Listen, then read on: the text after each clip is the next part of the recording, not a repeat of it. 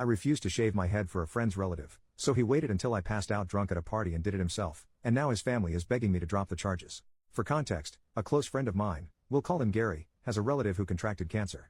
I, mid-20s male, was sympathetic and even contributed $100 to a donation pool for their treatment. But Gary came to me one day and took his hat off to reveal a freshly shaven head. He told me that everyone in his family were doing it in support of his relative, and so were a lot of our mutual friends. Then he asked that I get on the bandwagon. I told him I didn't want to shave my head because I like my hair. My hair is black, regularly combed and well styled. He said I could just get a wig or something and had actually brought his shaver kit. He was unboxing it when I told him this was not happening. I don't even really know his relative that he's doing this for. So I'm not doing it, end of discussion. He called me a jerk and left pretty angrily. We didn't speak for a week. Then last Saturday I got invited to a party at another close friend's house. There I found out that Gary had tried the same thing on several other friends, and only a couple of them actually did shave their heads. Gary wasn't at the party, so I had a blast hanging out, playing video games and listening to rock music, but I had way too much to drink and couldn't drive home, so they said I could just sleep upstairs. I passed out on a bed and it was a blissful sleep till I was shaken awake by another friend who told me Gary had showed up late and they caught him shaving my head while I was passed out. I saw what I looked like in a mirror and wanted to scream like I was in a horror movie. Gary even shaved off one of my eyebrows. Gary was still there and acting proud of himself, saying now you're gonna have to shave off the rest, just like me. LOL.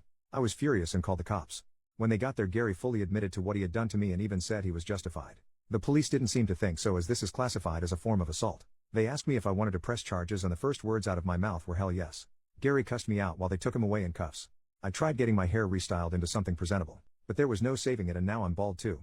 Now a bunch of Gary's family are telling me to drop the charges because Gary was off his meds and didn't mean to do it. I was like, what the heck? Because I never knew he was on meds. But I still refuse to drop the charges. It'll take months to grow my hair back the way it was. But all of the calls and messages from Gary's relatives are starting to get to me. Just about everyone else in our friend group has cut Gary out though and say that I'm doing the right thing by not dropping the charges. So now I'm divided. Am I actually wrong for pressing charges on a former friend for shaving my head in my sleep? I'm pissed. Edit. I want to make something clear here. So many people have said things like, dude, it's just hair. But would they all be saying that if I wasn't a man? What if I was some girl that had hair that took years to grow? Would they be saying the same thing? Sure, hair grows back, but it takes time. If it was something that grew back fast, people would be less inclined to care. But it's not fast. It takes months. And for some who had long hair, years. That's a lot of time wasted growing. And I don't plan on pushing for Gary to go to prison, but I don't plan to drop the charges either. His family already bailed him out. And while I didn't know he was on meds, I knew he had quite the temper, and even an entitled attitude at times. One example being a lunch where he wanted us all to combine the check and split it evenly. He got the most expensive thing on the menu. I got a cheeseburger.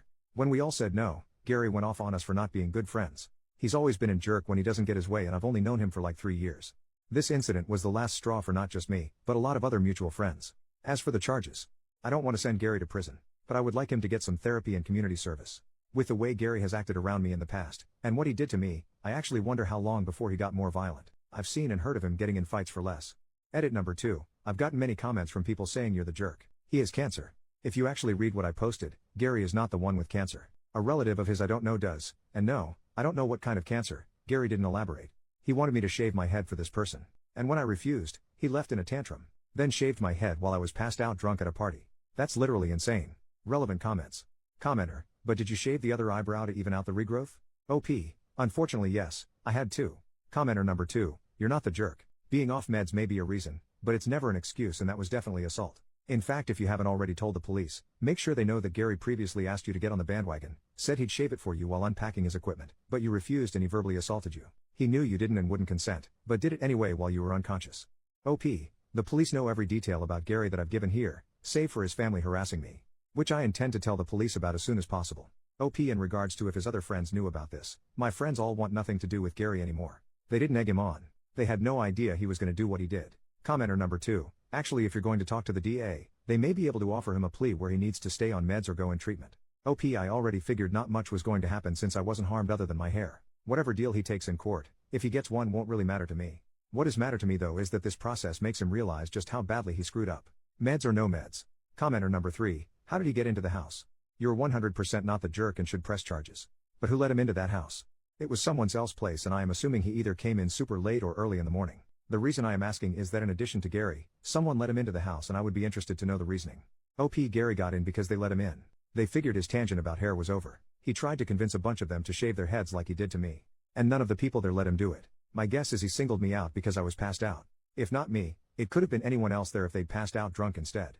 Update, 1 year later, a friend of mine just showed me a video yesterday in which my old post had been read. Honestly, I'd nearly forgotten about it since I was only there to ask if I was the jerk or not. But I thought I'd give a little update in this subreddit since entitled spells out Gary pretty well. Other than the shaving incident, he tried to get us to partially pay for his food multiple times by combining the check and dividing it equally when he always got the most expensive thing on the menu, and once even pulled the I forgot my wallet bit. He was described as a neckbeard by multiple people, including women he flirted with. He tried to get a married neighbor woman that was older than him to have an affair with him, and then later egged her apartment door when she refused. That one I only learned about a couple months after my original post. And no, Gary never saw consequences for doing that.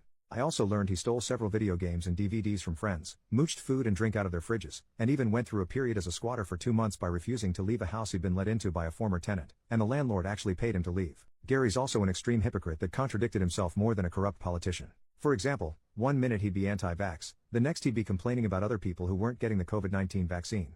Pretty sure he never got it too. I can't believe I ever had any sympathy for this man. To recap a bit, I mentioned that Gary's family harassed me and tried to make me drop the charges.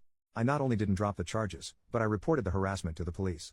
Only problem is it didn't bloody stop. In fact, it got worse. Mainly from Gary's mother, whom I can see where Gary got his charming personality from. She showed up to my apartment a couple of weeks after the shaving incident to scream at me that I knew nothing about what they were going through.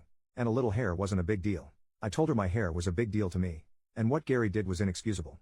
Well, that earned me a slap on the face, followed by a swift kick to the nuts, followed by a few more kicks to my body after I went down. It was all recorded by a camera that I had watching the front door. Landlord wouldn't let me put in a Ring doorbell cam. One of my neighbors saw her, and screamed at her that they'd be calling police. Gary's mom ran, and I ended up going to the hospital with minor injuries. Mostly just bruises, a black eye, and a sore groin. Also, the injury report was nice to have. Gary's mother got arrested, and I filed a lawsuit against her for attacking me. I saw her in court twice for both her assault on me, and the lawsuit I filed for her assault. This woman had taken several self-defense classes over the years, so she knew how to fight. That had the judge consider her a trained individual, and she was sentenced to 6 months in jail, given 2 years probation, and ordered to pay my medical bills. She actually cried to the judge about the money, but he wasn't having it. It took some time to see her in court again for my lawsuit against her as she was out of jail by then. I was awarded $10,000 for the harassment, emotional damages, and lost work hours, and she had to pay all court and lawyer fees. Which she cried about again because she didn't want to pay anything to the man who'd ruined her and her son's lives. But she had the money for both court cases, because she had no problem paying. But around that time, I heard Gary's relative with cancer passed away. I don't know any details, just that they passed on. I admit that was sad, but I never knew this person. But Gary made their condition his hill to die on when he tried to make an example out of me. Gary got some probation and community service for what he did to my hair. And he cut contact with our entire friend group and eventually moved away. Where to? I don't know. I don't care either. As for my hair, well, it grew back just fine. Took nearly half a year to get it back how it was. My boss had me put out of sight for a while, and I was wearing a hat everywhere for at least a month. I did take that $10,000 I got in the lawsuit and combined it with my savings for a down payment on a house. So I've since moved into a much better abode. I also have a girlfriend now that's living with me. It was a bit soon for her to move in, but there were extenuating circumstances. We're making it work though, and I'm happy. More relevant comments. Commenter, here's the thing, as a man, you are reluctant to fight back against a woman, but she's no lady either. Don't ever just let someone slap and kick you because you refuse to fight back. Also, did the mother shave her head? OP.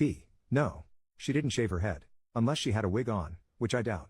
I don't know how many people in Gary's family did shave their heads because his mother was one of his only relatives I saw in person since the shaving incident. Otherwise all the harassment was online and over the phone. And yes, I was reluctant to strike back, but that old woman was faster than she looked. And that shooting pain from being kicked in the nuts is something I never want to feel again.